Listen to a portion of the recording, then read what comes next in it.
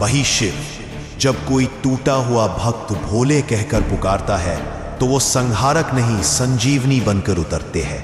हर युग में, हर जन्म में जब भी कोई भक्ति से भरकर कांपते स्वर में शिव को याद करता है, शिव वहां होते हैं। न साधना पूछते हैं, न जात, न विधि विधान, बस भक्ति चाहिए, सच्ची, गहरी, भीतर से निकली हुई।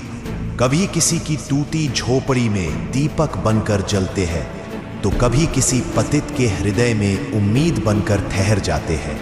वो अघोरी भी है और असीम दयालु भी। वे उस माँ की तरह है जो अपने अपराधी बेटे को भी सीने से लगा ले।